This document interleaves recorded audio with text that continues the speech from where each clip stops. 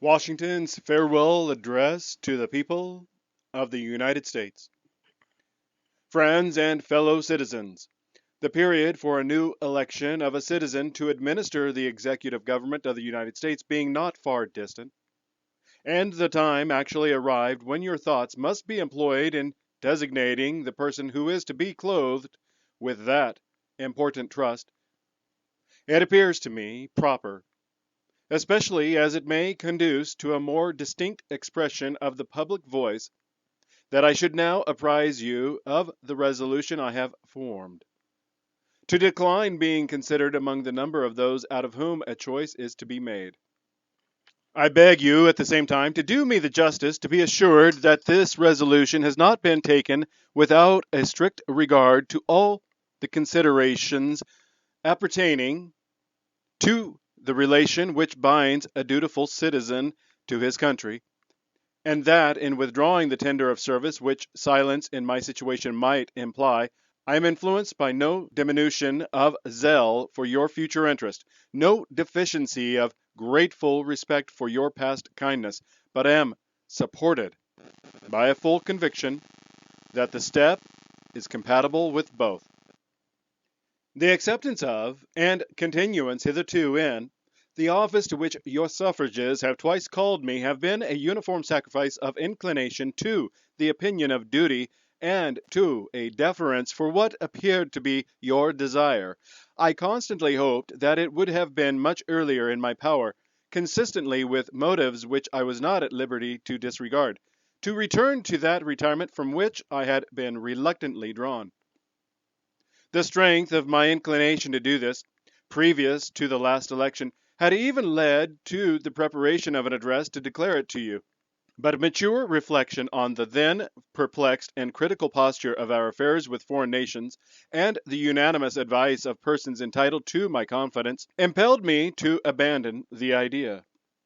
I rejoice that the state of your concerns, external as well as internal, no longer renders the pursuit of inclination incompatible with the sentiment of duty or propriety, and am persuaded,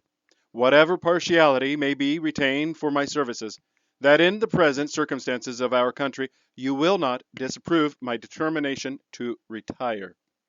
The impressions with which I first undertook the arduous trust were explained on the proper occasion. In the discharge of this trust, I will only say that I have, with good intentions, contributed towards the organization and administration of the government the best exertions of which a very fallible judgment was capable, not unconscious in the outset of the inferiority of my qualifications, experience in my own eyes, perhaps still more in the eyes of others, has strengthened the motives to diffidence of myself, and every day the increasing weight of years admonishes me more and more that the shade of retirement is as necessary to me as it will be welcome. Satisfied that if any circumstances have given peculiar value to my services, they were temporary, I have the consolation to believe that, while choice and prudence invite me to quit the political scene, patriotism does not forbid it. In looking forward to the moment which is intended to terminate the career of my public life, my feelings do not permit me to suspend the deep acknowledgment of that debt of gratitude which I owe to my beloved country for the many honors it has conferred upon me, still more for the steadfast confidence with which it has supported me, and for the opportunities I have thence enjoyed of manifesting my inviolable attachment by services faithful and persevering, though in usefulness unequal to my zeal. If benefits have resulted to our country from these services, let it always be remembered to your praise and as an instructive example in our annals that, under circumstances in which the passions agitated in every direction were liable to mislead, amidst appearances sometimes dubious, vicissitudes of fortune often discouraging, in situations in which not unfrequently want of success has countenanced the spirit of criticism, the constancy of your support was the essential prop of the efforts and a guarantee of the plans by which they were effected. Profoundly penetrated with this idea, I shall carry it with me to my grave as a strong incitement to unceasing vows that heaven may continue to you the choicest tokens of its beneficence. that your union and brotherly affection may be perpetual, that the free Constitution, which is the work of your hands, may be sacredly maintained,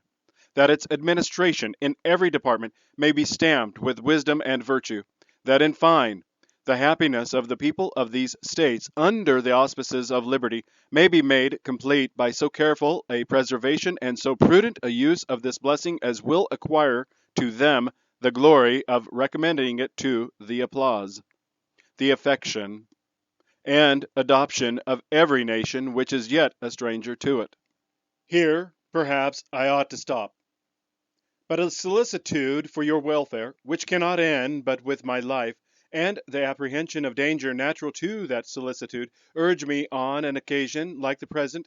to offer to your solemn contemplation, and to recommend to your frequent review, some sentiments which are the result of much reflection, of no inconsiderable observation, and which appear to me all important to the permanency of your felicity as a people. These will be offered to you with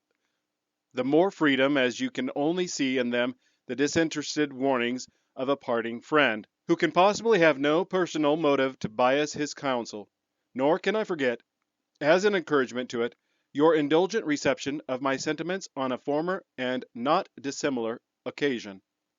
Interwoven is the love of liberty with every ligament of your hearts. No recommendation of mine is necessary to fortify or confirm the attachment. The unity of government which constitutes you one people is also now dear to you. It is justly so, for it is a main pillar in the edifice of your real independence, the support of your tranquillity at home, your peace abroad, of your safety, of your prosperity, of that very liberty which you so highly prize. But as it is easy to foresee that, from different causes and from different quarters, much pains will be taken, many artifices employed, to weaken in your minds the conviction of this truth, as this is the point in your political fortress against which the batteries of internal and external enemies will be most constantly and actively, though often covertly and insidiously, directed. It is of infinite moment that you should properly estimate the immense value of your national union to your collective and individual happiness, that you should cherish a cordial, habitual, and immovable attachment to it, accustoming yourselves to think and speak of it as the palladium of your political safety and prosperity, watching for its preservation with jealous anxiety, discountenancing whatever may suggest even a suspicion that it can in any event be abandoned, and indignantly frowning upon the first drawing of every attempt to alienate any portion of our country from the rest, or to enfeeble the sacred ties which now link together the various parts. For this you have every inducement of sympathy and interest. Citizens by birth or choice of a common country, that country has a right to concentrate your affections. The name of American, which belongs to you in your national capacity, must always exalt the just pride of patriotism more than any appellation derived from local discriminations. With slight shades of difference, you have the same religion, manners, habits, and political principles. You have in a common cause fought and triumphed together. The independence and liberty you possess are the work of joint councils and joint efforts, of common dangers, sufferings, and successes. But these considerations, however powerfully they address themselves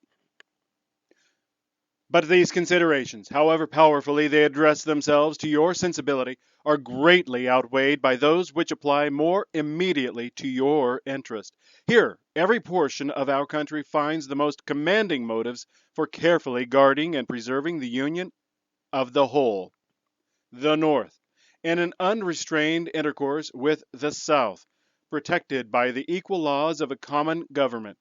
finds in the productions of the latter great additional resources of maritime and commercial enterprise, and precious materials of manufacturing industry. The South, in the same intercourse, benefiting by the agency of the North, sees its agriculture grow and its commerce expand. Turning partly into its own channels the seamen of the North, it finds its particular navigation invigorated, and while it contributes in different ways to nourish and increase the general mass of the national navigation, it looks forward to the protection of a maritime strength to which itself is unequally adapted. The East, in a like intercourse with the West already finds, and in the progressive improvement of interior communications by land and water, will more and more find a valuable vent for the commodities which it brings from abroad or manufactures at home. The West derives from the East supplies requisite to its growth and comfort, and what is perhaps of still greater consequence, it must of necessity owe the secure enjoyment of indispensable outlets for its own productions to the weight, influence, and the future maritime strength of the Atlantic side of the Union, directed by an indissoluble community of interest as one nation. Any other tenure by which the West can hold this essential advantage, whether derived from its own separate strength or from an apostate and unnatural connection with any foreign power, must be intrinsically precarious.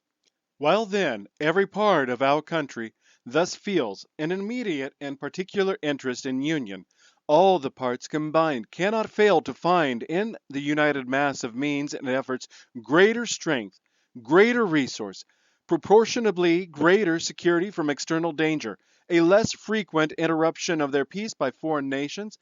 and, what is of inestimable value, they must derive from union an exemption from those broils and wars between themselves which so frequently afflict neighboring countries not tied together by the same government, which their own rivalships alone would be sufficient to produce, but which opposite foreign alliances, attachments, and intrigues would stimulate and embitter. Hence, likewise, they will avoid the necessity of those overgrown military establishments, which under any form of government are inauspicious to liberty, and which are to be regarded as particularly hostile to republican liberty.